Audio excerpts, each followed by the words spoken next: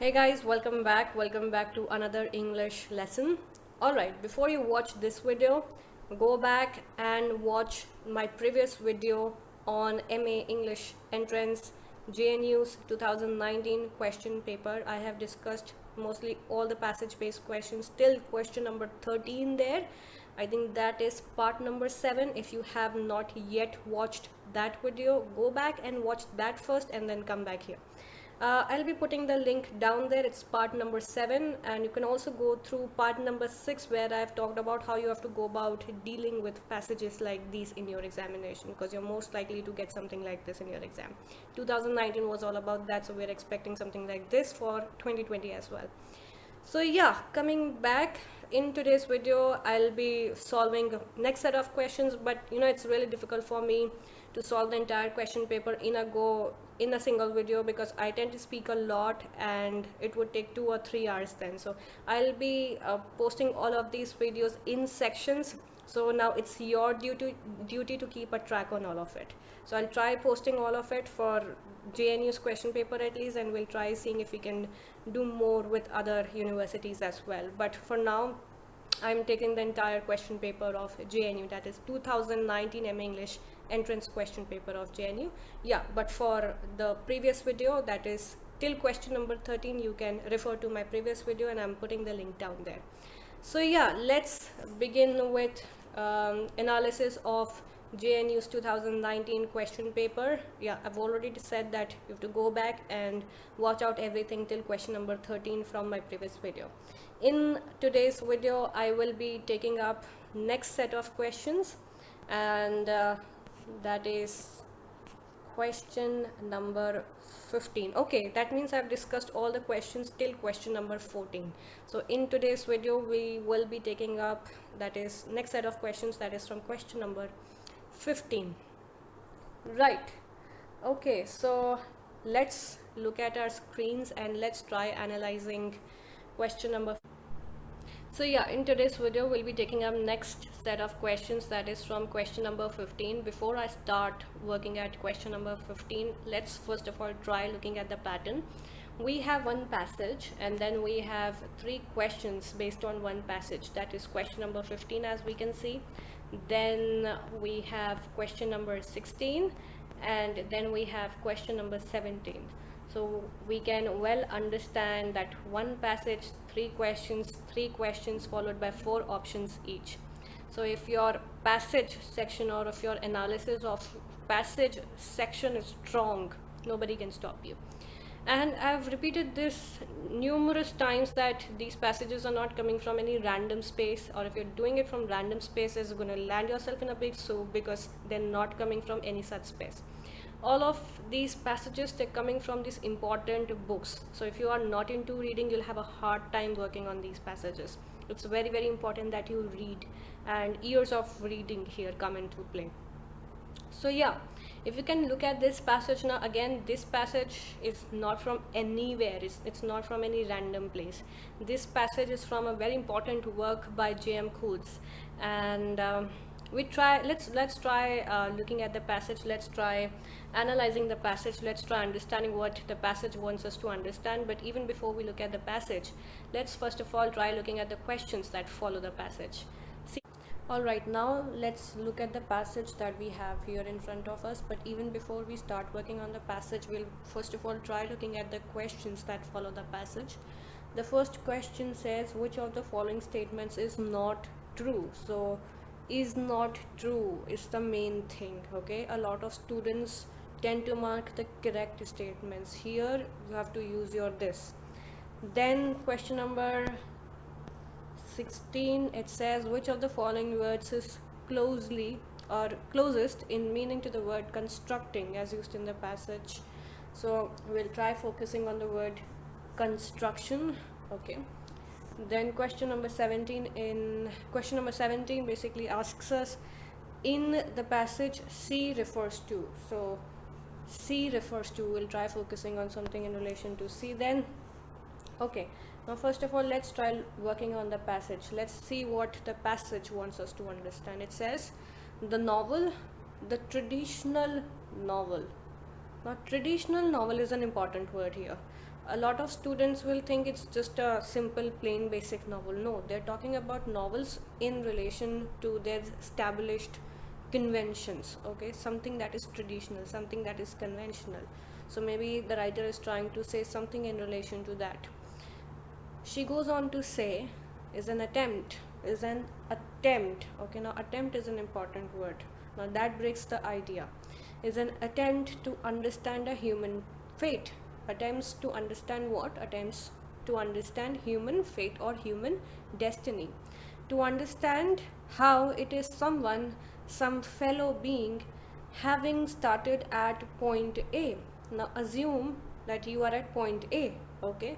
So you are at point A because they're asking us something in relation to C in one of these questions. So we have to try analyzing these lines where they're talking about A, B or C. Having started at point A, having gone through experience B and C and D ends up at point 2. So assume that you are at point A, okay? You go through experiences B, C and D and you end up at point 2. The novel is thus like history. So the writer says in the similar fashion, novel is like what? It's like history. Now people of literature are very much against this entire idea of history. I won't get into that because it's a whole different story. It would take me an hour to complete that, but I won't go into that. But from this line we'll try understanding what the writer is trying to explain us. The novel is thus like history, an exercise in construction of the past. Exercise in construction of the past, very very important. They say, or the writer explains us, that history is equals to construction of the past. History is not something that is original, but something that has been constructed over the years. I'll give an example. For example, you have your kids tomorrow, okay, and you think that this color that you can see behind me is red. Why do you think so? Because maybe your parents have told you so, and their grandparents might have told them the same thing. Your parents have told you the same thing, and when you will have your kids, you will also tell your kids that this color is red. What are you trying to do? You're constructing the color red, that this color is red, red, red. You repeat it several times and you construct your idea. But let's go on to understand a different idea. Let's say you have your kids, and instead of telling them that this color or this wall behind you that you can see is not red, is blue, what will happen? And you keep repeating the same idea to your kids every single day of your life, that this color is not red, this color is blue, and you keep on saying that, keep on saying that. What are you doing? You're trying to construct your history, you're trying to construct your past. So your history is not something that is original, but something that has been constructed over the years. So saying that red is red, red is red, red is red, what are you doing? You are constructing it. And the moment you tell your kids tomorrow maybe that this color red is not red, maybe it is blue, you break that construction, okay? And this is what the writer is saying here. Novel is thus like history, an exercise in construction of the past. Like history too, the novel is an investigation into the power of, okay, now investigation into what? Investigation into power of character and power of circumstance. By exploring the power of the past, now breakage of idea, you have to remember that. By exploring the power of the past to produce the present, the novel suggests how we may explore the potentials of the present to produce the future. Very very important lines. By exploring the power of the past, okay, by you explore the power of the past, the novel suggests how we may explore the potentials of the present, how you can use the opportunities of the present to produce your very own future. And this is what the construction of the past was about. So you use your present and you tell your kids that this red is not red, this red is blue. You construct a different future, right? This is what the novel does or can do. This is why we have it. All right, now let's look at the questions. Okay, I'm so sorry guys, wait. Question number 1, it asks us, which of the following statements is not true? Yeah, back here. A, history tries to give a coherent account of the past. We have to mark a statement which is not true. Okay, history tries to give a coherent account of the past.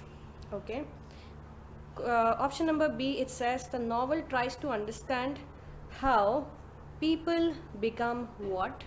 Option number C, it says history examines the potential of the future. Or option number D, it says history is concerned with the influence of character and circumstance. I'll give you 2 seconds to think about the answer and then we'll move on with the explanation. Now, if you look at option number A, it says history tries to. Now, first of all, you have to mark an option or a statement that is not true. Option number A, it says history tries to give a coherent account of the past. Let's try looking at this line in the same passage. It says, see, the novel is thus like history and exercise in construction of the past. So this answer cannot be true. Okay, because they're asking us the incorrect statement, okay, or the statement that is not true. So this statement is already here, so we're not going to mark this. Then option number B, it says the novel tries to understand how people become what. Again, this is here. Let's look at the passage. See, what does it say? Some fellow being having started at point A, go on through experience B, C and D, ends up at point 2. So again, this statement is also mentioned. So we're not going to mark this because according to the question that they have asked us, which of the following statements is not true, this option is also wrong because this is given here. Okay, now let's try analyzing option number C. It says history examines. Okay, even before we look at option number C, we're going to look at option number D first. It says history is concerned with the influence of character and circumstance. Okay, okay, let's try looking at this one also. See, it says the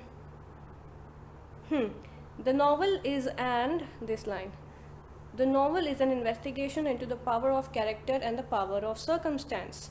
So what do we come to know? We also have option number D mentioned here, so we're not going to mark option number D as well. Again, an incorrect statement. Now let's try analyze. So we confirmed that option number A, B and D, all of them are true because they're already mentioned in the passage. Now if you look at option number C, that is history examines the potential of the future, what is it saying? It is confirming the fact, the statement that is there in front of us, it is confirming the fact that history does examine the potential of the future. But if we'll have to look at the passage back again and we'll have to try analyzing if the passage really confirms to that. It says, okay, how we may explore the potentials of the present to produce the future. I'll repeat the entire line for you. By exploring the power of the past to produce the present, the novel suggests how we may explore the potentials of the present to produce the future. The writer here has used may, by which he means we may or we may not be able to. Okay, but option number C says history examines the potential of the future. So this is an incorrect statement. The correct answer is going to be option number C because they've asked us which of the following statements is not true.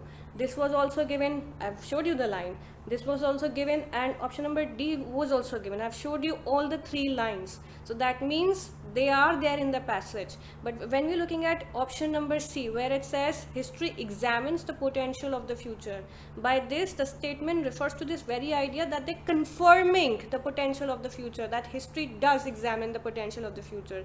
But if you look at the passage says it may suggest, look at the last second line of the passage, suggests how we may explore. So we may or we may not. Okay, so there you have to pay attention to these little words, only then you will be able to solve these passages. Okay, now going back. Okay, all right, now let's move on towards the next question. It asks us which of the following words is closest in meaning to the word constructing as used in the passage. A, fabricating. See, fabricating cannot be the right answer because fabricating is something that you devise falsely, so very much against the word constructing. Inventing, not at all, so incorrect. Documenting, again, no. It's a very probable answer, okay. Molding, yes. Molding is very much in favor of the word constructing, very much close to the word constructing. Now I've repeatedly told you what here constructing means. I've already told you, I'm not going to repeat it, okay. Giving you this big stuff on what construction basically refers to. And you know, all of these words, they have different meanings when you're studying English literature. It's not like you just look at dictionary and you understand that "Chathik, this is the meaning of the word construction or constructing." Not like that. In the field of literature, all of these words, they carry their own literary senses, they carry their own literary ideas. So you have to try following those literary ideas and then try putting it practically into what the questions are asking you, right? Now let's move on towards question number 17. It says, in the passage, C refers to A, the name of a fictional character, B, something that happened to a character, C, the date of a historical event, or D, none of the above. Now let's go back and let's try reading what C was actually about. We'll give it a read, one more shot. Okay, it begins from here. Is an attempt to understand a human fate, to understand how is it that some fellow being, having started at point A and having gone through experience B and C and D, ends up at point 2. So C is what? A person may be here, or something in relation to experience. Let's say if you are at point A, but then you go to B, C, D experiences, and then you end up becoming point number 2. This is what the writer is trying to say. So something that happens to you, not what you are, not what you become, but something that happens to you at this stage. So C is something that happens to you. Now let's look back at the options. In the passage, C refers to the name of a fictional character. No, okay, because we read that C was what? C was the experience. C, B and D, sorry, D, these three were what? The experiences. And you become point 2. You are at point A. Now here they have asked you in relation to C. What if they would have asked you something in relation to point number 2 or point number A? What would you have done? So you need to understand what the passage is trying to inculcate. If you don't understand that, you'll be stuck in any case, okay? So something that happened to a character, yes, okay, but still let's look at the date of a historical event. No, D, none of the above. Both of them are wrong. So our option number B, that is something that happened to a character, is the right answer. Alright, now let's look at the next set of questions. We have question number 18 here. We'll first of all look at the pattern of these questions. We have one passage and then question number 18 followed by it, 19 to 20 also. So we have 3 questions based on one passage, and all of these 3 questions followed by 4 options each. Okay, now let's try looking at the passage. Again, I would like to introduce that this passage again is not from any random space. This is a lovely passage from one of our favorite books, that is PNP, Pride and Prejudice by Jane Austen. Okay, so if you are a good reader, if you read, then this question is nothing. Okay, it's nothing. You can solve it like this. Okay, but if you don't read, even if you know, if you know there is a novel called Pride and Prejudice by Jane Austen, but if you don't know what's happening inside it, again you won't be able to solve this question. So reading these important works becomes very, very important when you're looking at these questions. I'm again and again saying, if you don't read, you cannot solve these question papers at all. So reading is very, very important. So any student who knows that this passage is coming out from Pride and Prejudice by Jane Austen, that student will be able to solve these questions like instant noodles. So let's look at the questions anyway. It says, but no sooner had he made it clear to himself and his friends that she hardly had a good feature in her face, then he began to find it was rendered uncommonly intelligent by the beautiful expression of her dark eyes.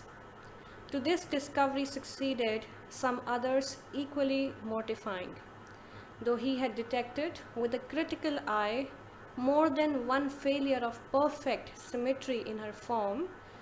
Okay, he was forced to acknowledge her figure to be light and pleasing, and in spite of this, and in spite of his asserting that her manners were not those of the fashionable world, he was caught by their easy playfulness.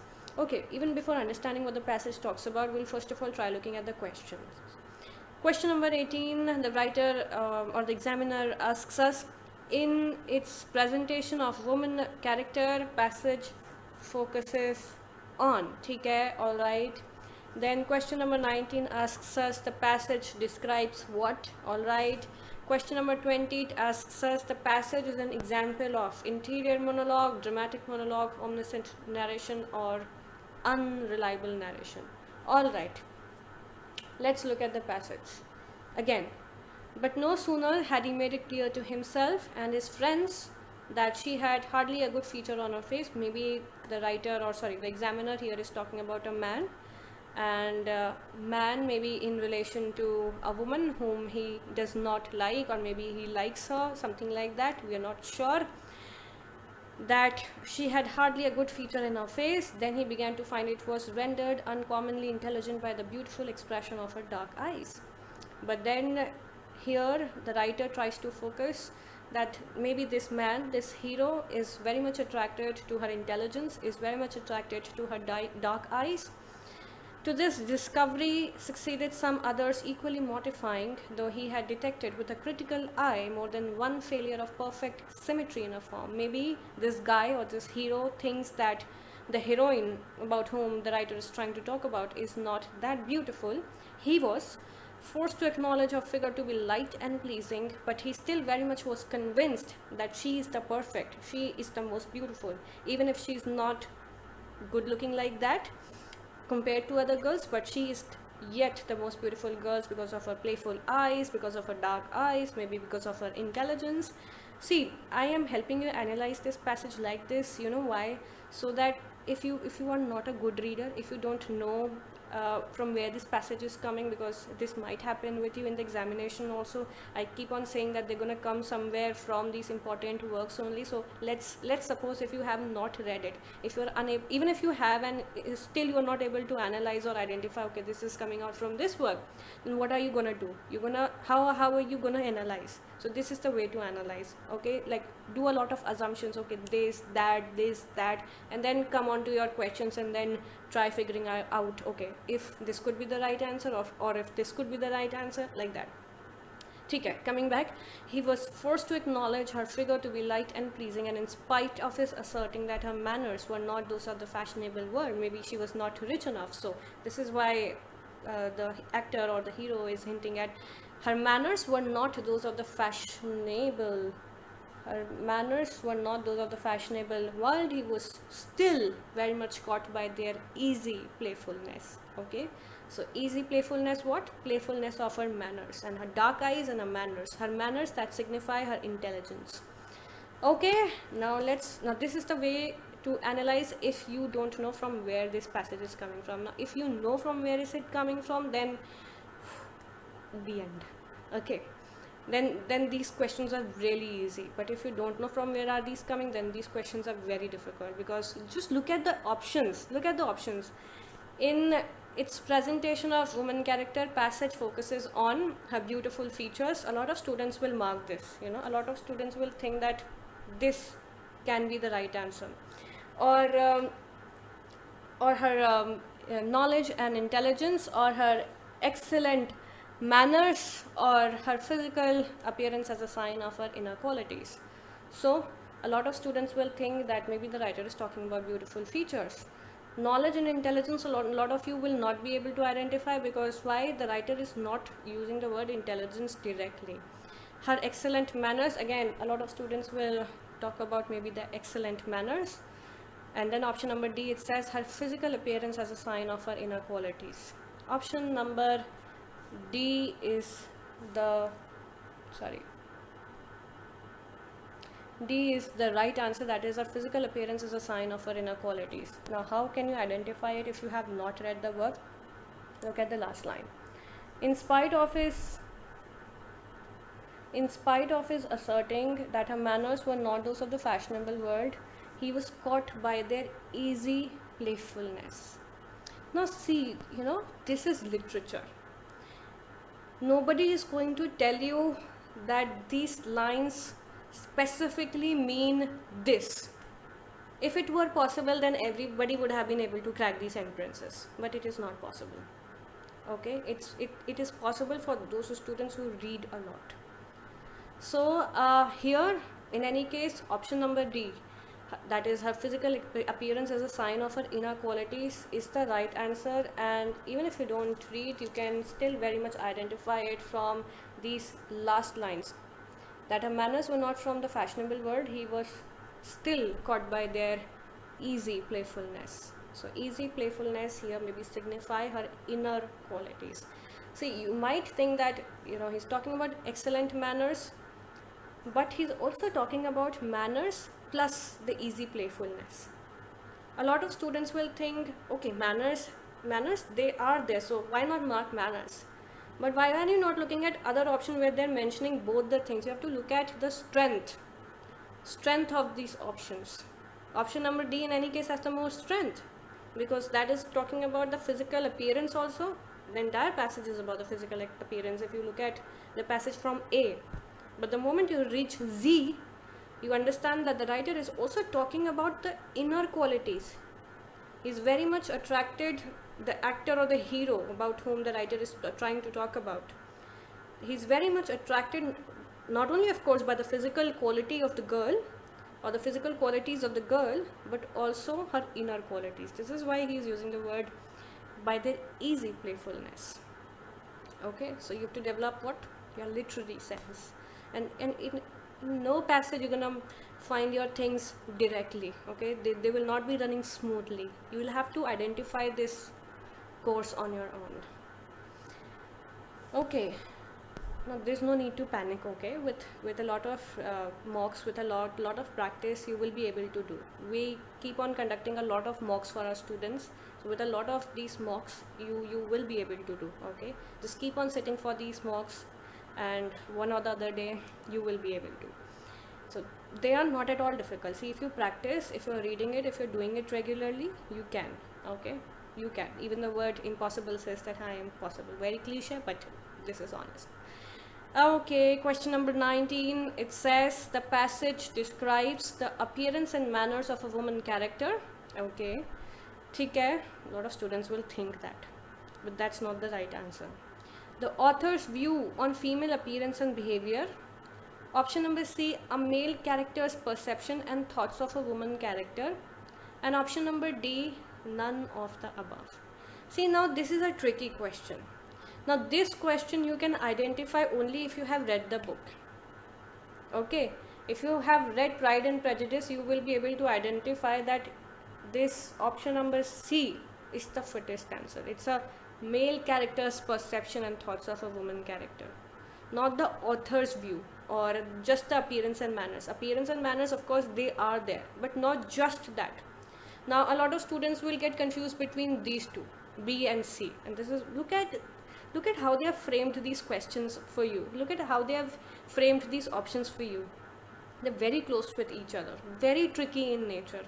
A lot of students will mark the author's views, and it's okay to mark author's views, it's okay. But the thing is that it's not okay if you've read the book. Okay, if you've read the book, the option number C is the right answer. That is a male character's perception and thoughts of a woman character. So there you need to be extra careful. Okay, there you need to have your literary sense. There your ears of literature is going to work. Okay, ठीक है. Now see, if you have marked this now, all of my students who are watching this video, you know what you're gonna get from me. Okay, you get a good slap because we've read Pride and Prejudice. I've asked you numerous times to go through this book, so I'm pretty sure that you guys must have marked the correct answer. ठीक है. Question number 20. It asks us, the passage is an example of. Interior monologue, dramatic monologue, omniscient narration, or unreliable narration? Again, a very easy question, a very easy questions for those who have read the book. I know all of you must have check marked the right answer, at least my students. So omniscient narration, yes, omniscient narration is from a third person's perspective, because of course this, if you read Pride and Prejudice, the author is narrating the entire story. So omniscient narration is going to be the right answer. Yeah, so option number C, the fittest one. Okay, all right, so we're gonna end up today's session here, and we'll meet soon for our next session, for the next lot, for the next set of questions that we'll be solving together. Yeah, stay tuned. And in the next session, of course, the next session that I will be conducting, I'll be completely solving JNU's 2019 question paper. So yeah, stay tuned and we'll meet soon. Take care.